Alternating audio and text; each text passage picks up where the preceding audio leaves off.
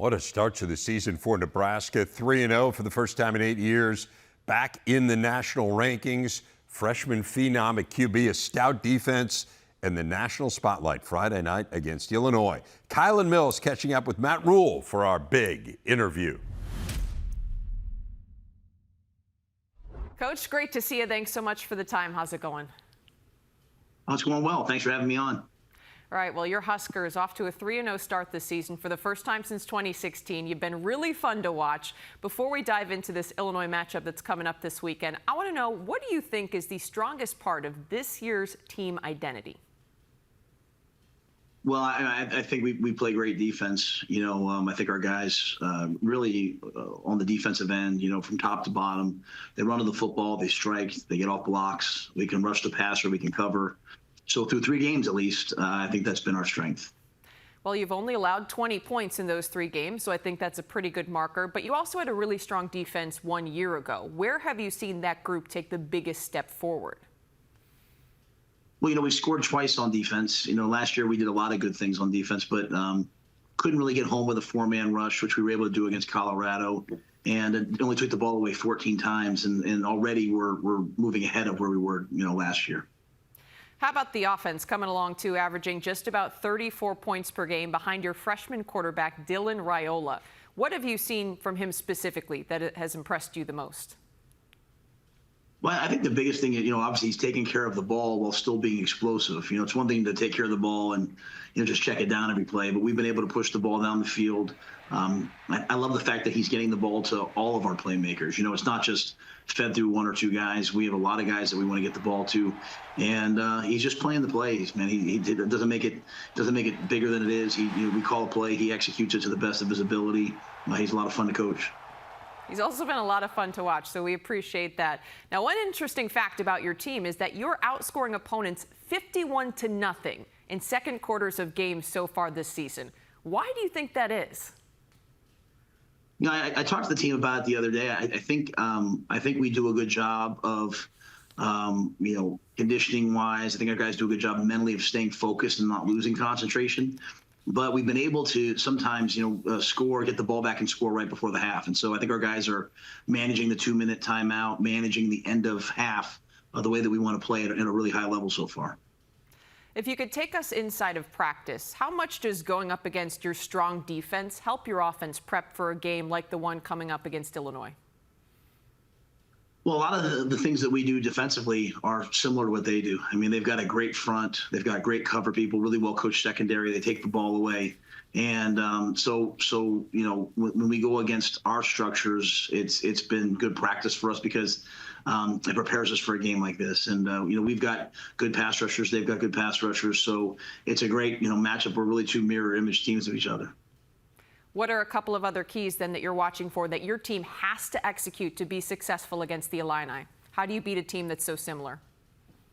Yeah, I think it's going to come down to the turnover battle. They're +8 on the year. They've taken the ball away 9 times, only turned it around over once. We're +3, so while we feel good about where we are, they're elite. And for us to win, we're going to have to protect the football and have to take it away. Like I said, we scored twice on defense. We need to score maybe on defense or special teams against this team that we're facing. I think Altmaier's an excellent quarterback. We've got to keep him in the pocket, not let him use his athleticism and be a dual threat. And their run game's power run game. Their wideouts are explosive, and I talked about their defense. So for us, if we can contain the 2 wideouts, try to slow down the run game, score some points, and maybe win the turnover battle, that's our best chance to win. Another thing you'll have on your side is that crowd at Memorial Stadium under the lights. I mean, this team just sellout after sellout. What have you seen from the fans that has helped this group? Yeah, I think this year, we've had 2 night games already. We've obviously 3 home games already.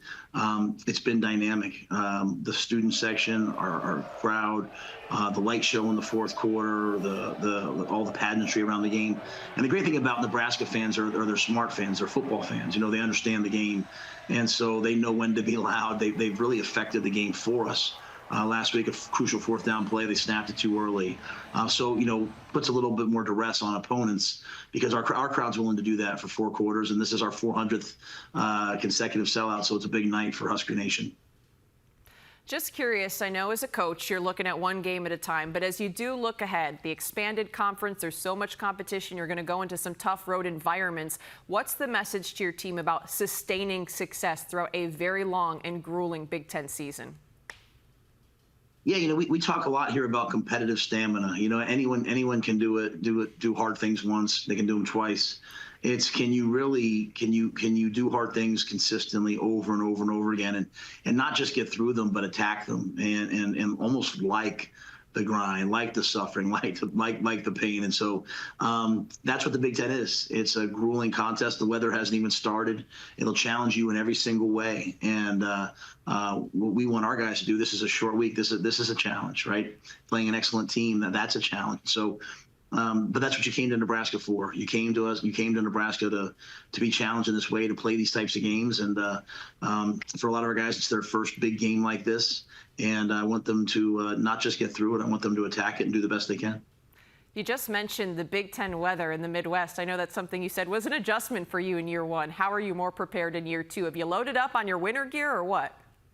I think for me, really, it's the wind as much as anything, and so, we look forward to late in the year, but, we've built our team. We are not just a spread offense. We can spread it out and throw it, but we want to be able to run the ball downhill. We want to be able to stop the run.